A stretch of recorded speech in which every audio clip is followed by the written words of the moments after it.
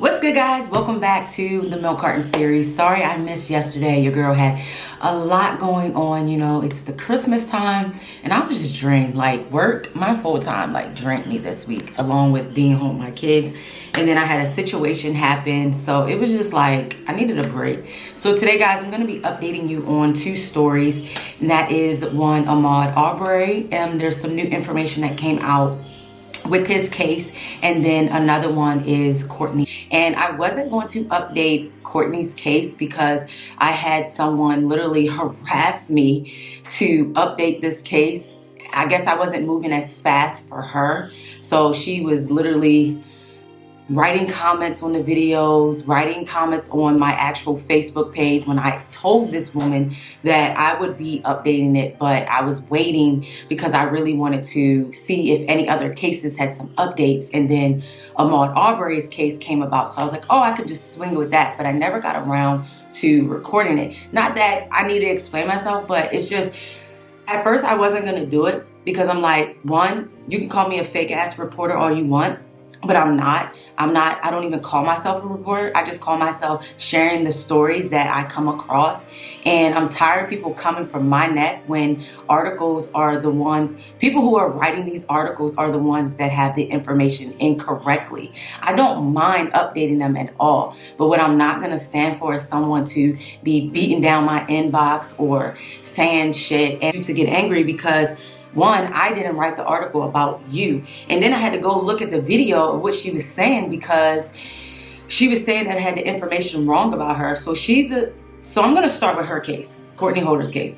So she's the supposed girlfriend that would visit Courtney in the home, as I recalled in that video. I put that video up as private. I guess that wasn't good enough for her either because she's like, well, you need to delete the video. I'm not deleting anything, because I knew I was going to come over here and do an updated video.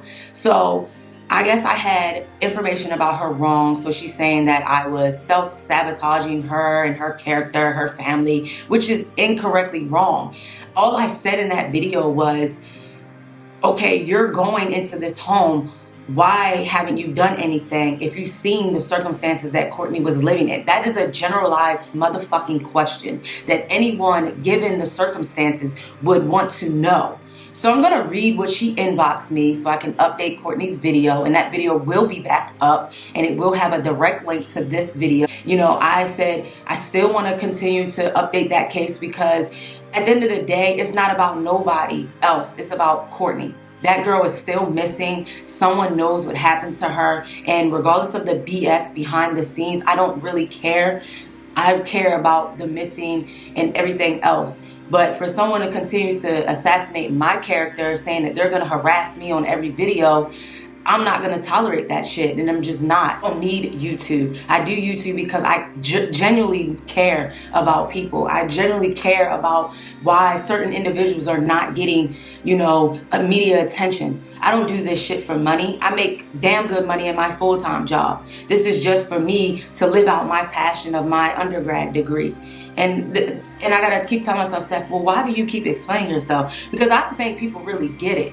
You're not gonna keep coming at me sideways and thinking that that's okay. That's not how you talk to people. I deliberately sent this girl a message and said, I will update this video. I was on vacation for my birthday. I haven't had time to update the motherfucking video because I already had videos pre-planned, and I said, well, I'm gonna throw Courtney's video in my crime list so that way she can be in the mix and I have a video of content. I'm not gonna stand for is being harassed. Hell no, I'm not. I'm just not. And read, and I'll screenshot so you guys can see what she wanted me to update about the case. So let me stroll back up because we really had some words between each other because I just can't stand that stuff when I have been doing everything that I could possibly do. Go to the person who wrote the article in which I sent her the direct link to. I said, this woman wrote this information about you. I didn't write this information about you. And this is going to be the last time that I speak on this because I'm not going to tolerate it. If I have anything wrong, I do not mind updating it. I am not perfect. I am not. I am not the person writing the articles. I am going off what I see. So if something is wrong and you feel like you want me to update that, I have no problem doing it. But please be mindful. I work. I am a mother. I am still uploading content that I have already pre-recorded. I'm doing my absolute best. It's very frustrating. It is so frustrating. And my husband's just like, well, you shouldn't even keep going back and forth. And I'm just like, it gets to a point where you just get fed up. You just get tired because you're trying to do a great mission. And then you have people who want to try to assassinate your character because something that you didn't even write was incorrectly put. So she reaches out to me and she says, yes, one of your videos contains false information and slandering. I personally know the family and victim. So I had asked her, was she this person that wrote under a video like this is false in big caps? Cool. She said, yes, I am the person who reported Courtney missing, period. My son's father and I was not dating. I apologize. I am the one who reported Courtney Holden missing. Also, my son's father and I was not dating. I just so happened to be in the right place at the right time. And then I figured it all out. I had no choice but to report because I was like, oh no, this is bad. Your YouTube video has false information. It slanders me, and I do not appreciate that. You have something posted on SoundCloud that is slandering, and it is false news. So I tell her I can always update the video that it is a problem. I just wanted to let it be known I didn't write it. I just tried my best to report on the missing. I would really appreciate, really don't mind you acknowledging her. She's an amazing person. She deserves the love. I'm so sad that this story hasn't gotten more light, and that's there. No further push to her investigation. I said, so can you send me what you would like to update? I will do a video and fix it. She says, you have everything right besides the fact that him and I was not dating. And that's where I was so confused because I'm like, okay, how is that slandering you? I don't understand how that's slandering you. If I got it mixed up which I didn't write, that you two were dating. Okay, you're still his other baby mama. So what's the case? What's so wrong about that? Anyway, he is my son's father. We were not dating. I never went to visit the child. When my son's father wasn't being lazy, I would have some in-home visits at his house because things got hectic in life and stopped seeing the son. After we had split, I started working for this hotel, and I just so happened to pull up to that house. After the neighborhood started talking to me, I felt so confused. I didn't understand what she meant by she was missing, and then she told me the rest of the story. I really pushed to make sure the police and everybody else got involved. The neighborhood was my coworker. If I never would have worked for that hotel, and if my coworker hadn't left her charger at her house, I would have never found out that Courtney was missing. It's been tragic. Yes, please don't say the kiddo's name over the internet if you haven't already. I do apologize in advance. So I said, agreed. I try my best to get the right information out. I do apologize. I hate how so many girls are missing and no one knows where they are or had media attention. It actually breaks my heart how it went down, and then you're right, it's devastating how it went down. It was horrible. I'm not understanding how a family could sit so long and not report a loved one missing. I personally spoke with family members around her, period. The fact that they still sat down and had a conversation about how they all thought she was murdered but didn't report it. It confused me. It was also my heart and mentally broke me. Anyway, and that's why I say I don't understand where she's talking about slandering her, because I never once slandered this girl at all. All I said is this article pinned her, I guess, going to visit Courtney, and she would visit in the home with the son. Hold on, my camera about to die. But yeah, like I was saying, I didn't get where she was, because let me pull up this article. Let me pull it up on my computer. Yeah, so the Stories of the Unsolved is the article that I found. That's why I said slandering, because I'm going to read a line from the original article. It says, neighbors have reported that Courtney confided them numerous times regarding her fear of Joshua and his overbearing rules. One regularly noticed bruising her. She would attribute to Joshua beating her, and another said Courtney would ring them in the middle of the night crying to them how out of control Joshua had become. So this is probably where she's talking about, and she needs to go. Hold on. This is where she probably feels like I'm slandering her, but I'm not. I didn't write this. It says, her name, who was dating the father of Courtney's son, had contacted the police to ask for a welfare check. That's why I said I don't understand where she sees slandering, because I never once slandered this girl. I didn't write the article that you were dating the father of the child. And you know what I'm saying? That's why I was like so perplexed about it. But I'm like, okay, I didn't write it, so if that's what she wants me to update, I don't mind updating that, because, you know, I didn't write the article. I didn't say that you were the girlfriend. That's why when she came at me, I was like, I didn't slander you. If anything, it's just saying that you were the girlfriend or the boyfriend. But nonetheless, I just wanted to share that information for you guys, because at the end of the day, Courtney's still missing. Her life matters. No one knows where she is, and something happened to that baby girl. And, you know, she begins to say that the video is fake news and that I don't have the right information. Again, go to this article where it's going to be linked below so you can contact these people. And I said that, and oh no, I'm not going to contact the people. Oh, but you want to come at me because this is where I got my key information. I understand what it is. I understand exactly what it is.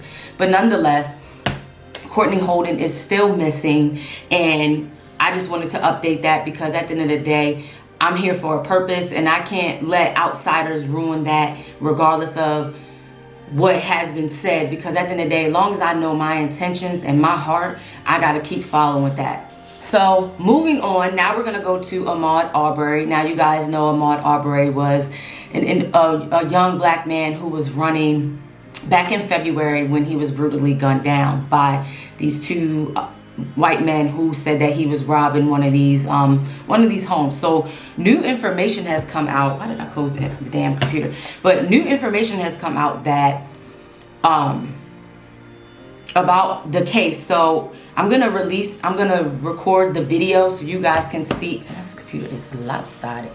So you guys can see the new evidence that came out, and it's basically how one of the men that were there were saying that he had nothing to do with the shooting, but the video that was on the body camera from the police tells a very different scenario of what it is.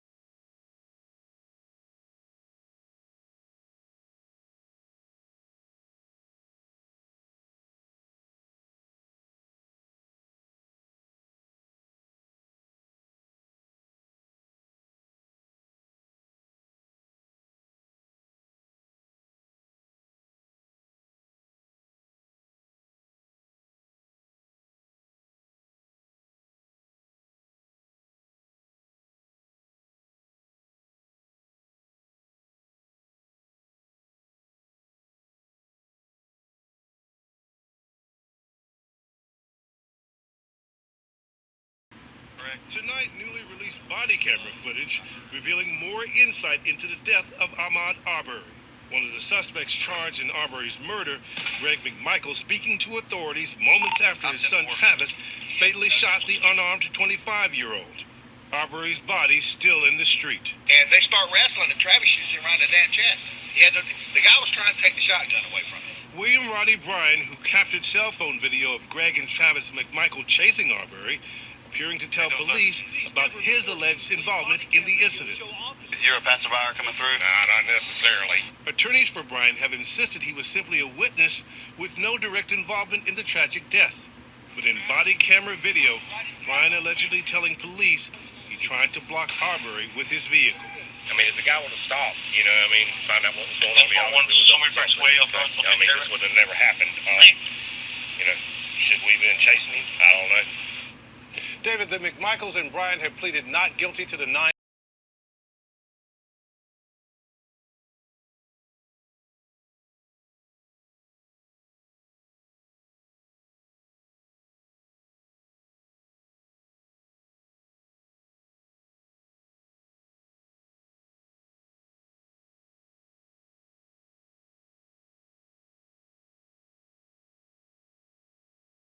The 2 men are still in prison. They also says how like the police officers, when they got there, they didn't immediately help Ahmaud Arbery. And so this information was released recently.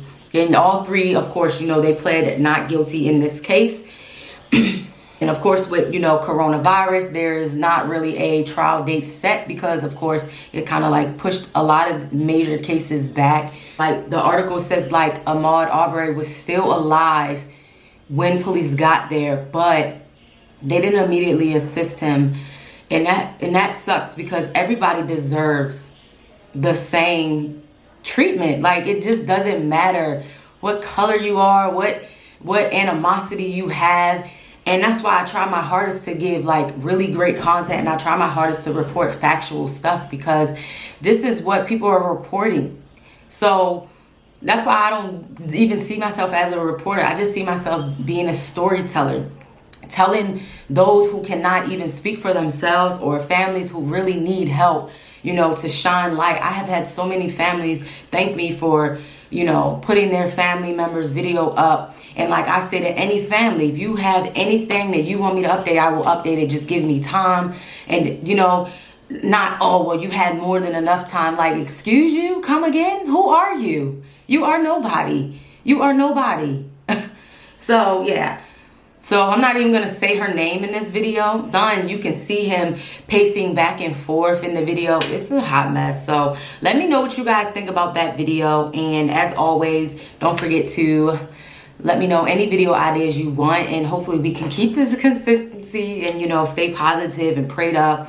You know, it's that time of season where people are envious of what you have going on. So be safe. Make sure you're washing your hands and doing everything that you need to do. So guys, until the next video, I'll see you. I'm praying for Courtney's family and Ahmaud Arbery's family as they go through these difficult times as the holidays approach and as they, you know, approach these difficult times and, you know, you miss your loved ones. So it's natural. And I'm just praying that some new resolutions can come for both cases, you know, because at the end of the day, one is missing still and the other is deceased. He can't do anything. So I will keep you guys informed as always. And there's not a lot of cases updates. It's truly sad. That's why I always say we have to do our part and share these stories and do what we can. So guys, until the next video, I'll see you.